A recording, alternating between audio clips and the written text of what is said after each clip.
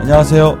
말씀 묵상 이광재 목사입니다. 하나님께서 예레미야를 통해서 계속해서 이방인들의 그런 심판에 대한 메시지를 선포하였습니다. 그 이방인들의 메시지를 선포할 때 하나님께서 주로 막대기를 사용했던 이 바벨론의 느부갓네살 왕, 이 바벨론이 그 주요 막대기였는데요. 그렇다면 바벨론은 죄가 없는 건가요? 오늘 바로 그 부분입니다. 오늘 바벨론이 이제는 하나님의 심판을 받게 됩니다. 그러나 이 바벨론의 심판마저도 하나님께서 이 바사를 통해서 페르시아를 통해서 심판하시지만 그 모든 계획들은 하나님의 이스라엘 백성들을 향한 구원의 계획과 맞물려서 철저한 하나님의 섭리였다는 것이 오늘 말씀의 핵심이죠.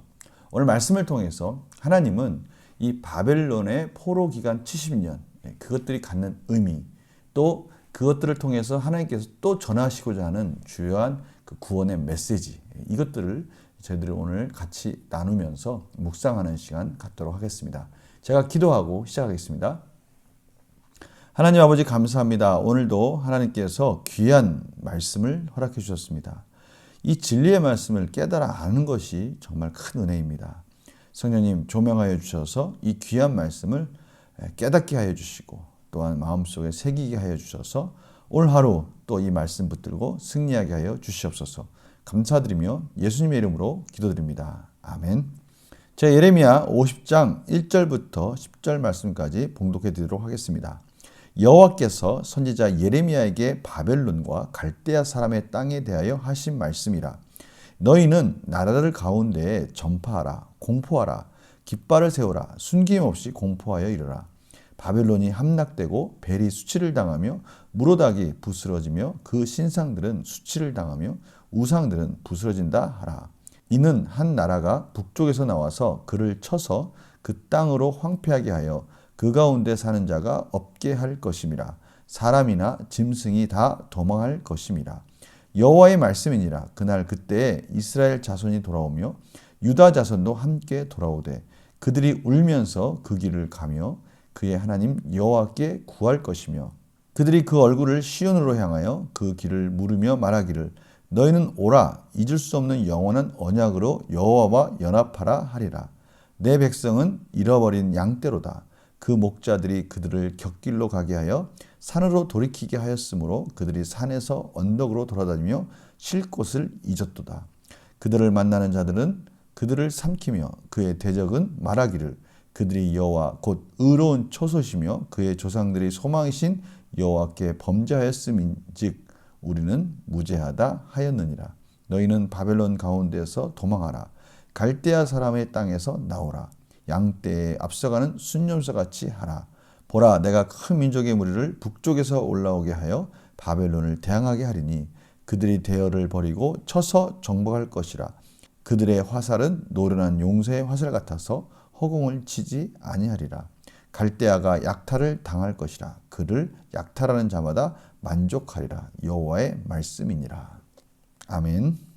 오늘 말씀 가운데 바벨론의 심판에 대해서 말씀하십니다. 항상 이방인들의 이 심판의 메시지는 따라오는 것이 있습니다. 그것은 우상에 대한 심판이죠. 그들이 믿고 있는 우상이 그들을 지켜주지 못하고 허무하게 무너지는 것들을 늘 하나님께서는 같이 심판하십니다. 우상들의 수치는 그들의 그러한 우상들 위에 세워진 나라의 수치이고요.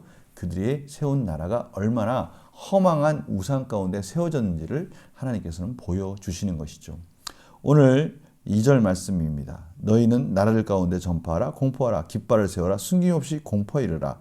바벨론이 함락되고 벨이 주라는 뜻입니다. 이 벨이 수치를 당하며 무로닥이 부스러지며 그들이 섬기는 그런 모든 우상들이 부스러지고 수치를 당하는 모습을 하나님은 그들에 대한 심판의 메시지로 가르쳐주고 있는 것입니다. 3절에 한 나라가 북쪽에서 나와서 그를 쳐서 그 땅으로 황폐하게 하여 바로 이 한 나라는 이제 바벨론을 쳐부수는 바벨론을 무너뜨리는 이 바사 제국을 말하는 것입니다. 페르시아 제국을 말하는 것이죠. 그 나라가 이제 바벨론을 무너뜨리고 그때 이스라엘 자손이 돌아오게 된다는 것입니다. 오늘 중요한 것은 4절 말씀에 이스라엘 자손이 돌아오며 유다 자손도 함께 돌아오되, 이제는 북쪽 이스라엘과 남쪽 유다가 같이 합하여져서 하나님 나라로 돌아오는 모습을 보여주고 계십니다. 오늘 중요한 말씀은 5절입니다.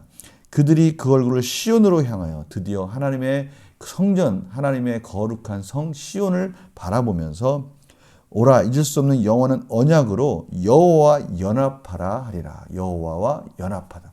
연합하다 말씀 아시죠?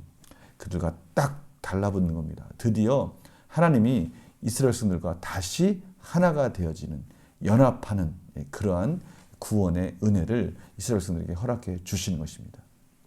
하나님께서 이들이 바벨론까지 갔을 때의 그 방황하는 모습을 6절에 표현하고 있습니다. 내 백성은 잃어버린 양떼로다. 그 목자들이 그들을 곁길로 가게 하여 산으로 돌이키게 하였으므로 그들이 산에서 언덕으로 돌아다니며 쉴 곳을 잊었도다. 이 장면 보니까 어떤 장면이 생각나십니까? 하나님께서 예레미야를 통해서 끊임없이 바벨론 포로로 끌려가라, 바벨론에 가서 포로 생활하는 게 하나님의 뜻이다라고 그렇게 계속해서 말씀하셨는데, 이스라엘 지도자들은, 왕들은 이스라엘 백성들을 애굽으로 데려가고 사방으로 흩어지게 만드는 그러한 일들을 그들이 자행하지 않았습니까? 하나님의 말씀에 불순종한 것뿐만이 아니라 이스라엘 백성들을 이리저리 끌고 다니면서 고생하게 만드는 거예요. 그 평안한 안식처에 있는 것이 아니고 하나님이 약속한 말씀에 순종하는 것이 아니라 자기 고집대로, 자기의 욕심대로 이스라엘 백성들을 끌고 다니는 이 비참한 모습, 그것으로 인해서 많은 자들에게 이스라엘 백성들이 고생과 또 많은 일들 속에서 그들이 죽어가는 모습들을 오늘 보여주고 계십니다. 그러나 8절 말씀 속에 하나님께서 너희는 바벨론 가운데서 도망하라. 이제 하나님께서 이스라엘 백성들에게 출애굽할 당시에 서둘러서 애굽을 빠져나오는 그 모습을 상상하게 만드십니다. 제2의 출애굽이 일어나는 것입니다. 바벨론으로부터 이제 급하게 이제 하나님 백성들이 하나님의 뜻 가운데 바사가 바벨론을 쳐부수고 그들이 이제는 하나님의 구원의 때와 맞춰서 하나님의 백성들이 이제는 그 점령하는 페르시아의 고레스에 의해서 이스라엘 백성들이 바벨론 포로로부터 자유를 얻는 장면을 하나님께서 8절 가운데 말씀하고 계십니다. 오늘 하나님의 말씀 가운데 10절 보니까요, 그 표현이 너무 아름답지 않습니까? 갈대아가 약탈을 당할 것이라. 그를 약탈하는 자마다 만족하리라. 이런 표현, 그러니까 하나님께서 갈대아가 바사에 의해서 완전히 점령당하는 그 모습, 이렇게 표현하시는 거죠. 그들을 약탈한 자들이 부족함 없이 완전히 그들을 진멸하고 그들이 약탈한 물건들로 속에서 만족하는 그 모습을 저희들이 상상하게 만드는 것이죠. 하나님께서 이 모든 역사의 주관자로서 이제는 정확한 시기, 정확한 때에 바사를 통해서 바벨론을 멸망시키고 그 정확한 때에 이스라엘 백성들을 제2의 출애굽으로 구원하시는 과정을 오늘 본문 가운데 보여주고 계시는 것입니다. 오늘 말씀을 통해서 저희들은 머릿속에 그려지고 있습니다. 오늘 말씀의 핵심은 이 언약을 지키시는 하나님. 어떤 어려움 속에서도 그 언약 속에서 그의 백성들이 때가 됐을 때 공의롭게 은혜 가운데 인도하시는 하나님을 저희들이 다시 한번 확인하는 것이죠. 요한계시록을 저희들이 이번 주에 통독을 합니다. 그 요한계시록의 핵심이 바로 이것이죠. 저희들이 어떤 어려움과 힘든 일이 있을지라도 견딜 수 있는 것은 반드시 약속을 지키시는 하나님, 그분을 바라보기 때문이죠. 우리 문제를 풀어가면서 더 한 걸음 더 깊이 묵상하는 시간 갖도록 하겠습니다. 하나님께서는 바벨론의 미래에 대해 어떻게 말씀하십니까? 바벨론이 이 바사에 의해서 멸망할 것이다. 한 나라가 북쪽에서 나와서 그를 쳐 그 땅으로 황폐하게 하여 그 가운데 사는 자가 없게 할 것입니다. 바사에 의해서, 페르시아에 의해서 멸망당할 것을 예언하고 계십니다. 바벨론이 함락될 때 이스라엘과 유다 자손은 어떻게 됩니까? 오늘 말씀 가운데 때가 됐을 때, 때가 가까울 때, 다니엘도 그렇고요. 이 때가 됐을 때 이스라엘 백성들은 하나님께 간구합니다. 이제는 우리가 하나님의 은혜 가운데 구원받기를 원합니다라고 그 때가 다가옴을 알면서도 간구하는 그 부르짖는 소리 가운데 하나님께서 이스라엘과 이 유다가 하나가 되어서 하나님의 은혜 가운데 구원받는 장면을 저희들이 보게 되는 것입니다. 그 말씀이 4절 가운데 나타나 있습니다. 영광 묵상을 볼까요? 하나님께서 택한 백성에게 시련 끝에 회복을 허락하신 이유는 무엇입니까? 결국 이 시련은 연단의 과정이었다라는 것을 확인시켜 주신 것이죠. 그리고 이 시련은 하나님의 철저한 계획 속에서, 섭리 속에서 이루어지고 완성되는 것이었다라는 것입니다. 하나님께서 허락하신 이스라엘 백성들을 다시 거룩한 백성으로서 하나님의 백성답게 훈련시키시는 과정이었다는 것을 저희들은 확인하게 되는 것이고요. 이러한 일들이 하나님의 정확한 역사의 계획표 속에서 이루어졌다는 것을 통해서 지금 저희들이 살고 있는 이 시대에 우리가 무엇을 의지할 것인지를 다시 한번 가르쳐 주시는 것입니다. 이 역사의 주인은 누구시며 이 역사를 정확한 시간표대로 움직이시고 섭리 가운데 인도하시는 분은 누구신지 우리가 진정으로 이 역사의 주인이신 하나님을 의지하는 것이 마땅하다는 것을 다시 한번 가르쳐 주시는 것이죠. 느낀 점 볼까요? 시련 후에 결국 이스라엘 백성을 회복시키는 하나님을 보며 무엇을 느낍니까? 신실한 언약을 이루신 하나님. 그 긴 시간 동안에 누구도 기억할 수 없는 그 긴 시간, 어떻게 보면 70년이라는 그 긴 시간 아무도 기억해 주지 못할지라도 하나님만은 이스라엘 백성들을 보고 계셨으며 그 이스라엘 백성들이 연단하고 계셨고요. 그 연단의 과정 속에서 정확한 때가 됐을 때 이스라엘 백성들을 구원하시는 그 하나님의 섭리를, 그 신실한 언약의 완성을 저희들이 보게 되는 것입니다. 이러한 하나님의 메시지는요, 지금 저희들의 삶의 여정 속에도 그대로 적용될 수 있다는 것이죠. 하나님은요, 저희들은 알지 못하지만 저희들의 뒤를 돌아볼 때, 저희들의 인생을 돌아볼 때는요, 정말 우리 자신이 감당할 수 없는 우리 자신의 이런 여러 가지 모난 부분, 모난 인격들, 여러 가지 과정들, 그때마다 하나님이 그 처소마다 그 계기마다 하나님이 그때마다 저희들을 연단시켜 줬고요. 그 적당한 시련과 적당한 훈련을 통해서 여기까지 인도하셨다는 것을 깨닫게 됩니다.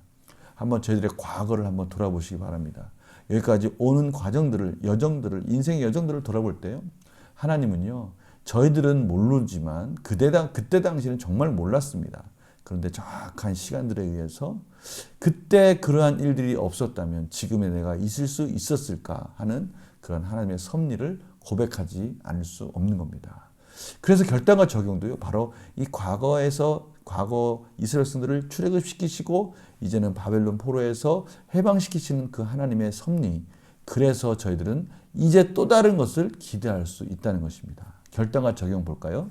하나님의 뜻을 알지 못해 방황했던 경험이 있다면 언제입니까? 사실 방황했던 경험이 있다면 언제입니까? 이거는 늘 그랬던 것 같아요. 제 과거를 돌아보니까요. 정말 힘들고 어려울 때는 하나님 왜 이런 시련이, 왜 이런 어려움이 저에게 있습니까? 라고 그때마다 방황하고 고민하고 그랬던 그 아픔의 시간들이 있지 않습니까? 그 시간이 지나고 나서 깨닫는 겁니다. 마치 저희들이 사춘기 때, 또 청년 때, 어렸을 때, 그때는 무엇인지 모르고 우리의 모든 쾌락과 우리의 모든 즐거움을 쫓아갔던 그런 인생들이 있었다면 그때 얼마나 우리가 주변에 있는 많은 사람들에게 우리가 이렇게 살면 안 된다, 또 공부해야 된다, 또 하나님 은혜 가운데 열심히 신앙생활 해야 된다, 이런 말들을 많이 들었지만 그때 당시에 그것이 시련인지 그것이 고난인지 그렇게 사는 것이 어떤 의미가 있는지 전혀 알지 못하고 그냥 그렇게 살아왔던 시절이 있었습니다. 그런데요, 지금 그 방황했던 그 시절을 돌아보니까요, 그때 하나님의 그 연약함 속에서도 하나님의 섭리와 인도하심이 있었다는 겁니다.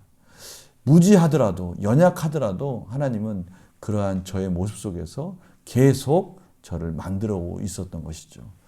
그것이 바벨론 70년이 되는 시기였던 것입니다. 이제 와서야 그것을 깨닫는 것이죠. 그래서요, 지금은 그 고난과 시련을 보는 시각이 약간 아주 조금 눈이 떠졌다고 할 수 있을까요? 좀 다른 관점으로 하나님의 이 말씀의 관점으로 볼 수 있는 훈련이 돼 있다 할 수 있을까요? 그러한 조금은 다른 생각을 해보게 됩니다. 그래서요, 반드시 회복하실 하나님의 약속을 믿음으로 기다리기 위해 무엇을 결단하겠습니까? 기다리기 위해 이번 주 내내 강조하는 인내입니다. 인내. 우리가 순종의 깐부, 짝꿍, 인내라고 제가 말씀드리지 않았습니까? 우리가 인내하고 기다리는 것입니다. 하나님께서 과거에도 나도 모르는 사이에 그렇게 하나님께서 저를 만들어 오셨듯이 이제는 앞으로의 시간 속에서도 그렇게 만들어 가실 것이라는 것을 믿고 말씀을 붙들고 하나님의 말씀에 순종하는 삶으로 인내하며 기다리는 시간들을 하나님의 관점으로 바라본다는 것이죠. 이것이 너무나 중요한 하나님의 오늘 저들에게 준 메시지입니다. 오늘 메시지를 한마디로 요약한다면 기다려라, 인내하라. 그 연단의 과정 속에는 분명한 하나님의 메시지, 소망의 메시지가 숨어 있다는 것이죠. 그것을 발견하라라고 오늘 하나님께서 말씀하고 계십니다. 오늘 이스라엘 백성들 가운데 이루신 이 언약의 완성, 저희들 향해서 이루시는 하나님의 완성의 과정으로 아멘하고 받아들이는 것입니다. 기도하고 마치겠습니다. 하나님, 오늘 하나님께서 지금의 상황 속에서 인내하라고 말씀하십니다. 반드시 소망으로 저희들을 이끌어 주시고 소망의 언약을 완성해 주시겠다고 말씀하십니다. 저희들이 오늘 이 말씀 듣고 어떤 어려움과 또 힘든 여정이 있을지라도 아멘, 견디어 내겠습니다 라고 고백하며 말씀 가운데 승리하는 하루가 되게 하여 주시옵소서. 감사드리며 예수님의 이름으로 기도드립니다. 아멘. 말씀 가운데 인내하는 것, 이건 은혜입니다. 오늘 하루 놀라운 은혜의 하루 보내시길 간절히 축원합니다. 내일 또 뵙겠습니다. 안녕히 계세요.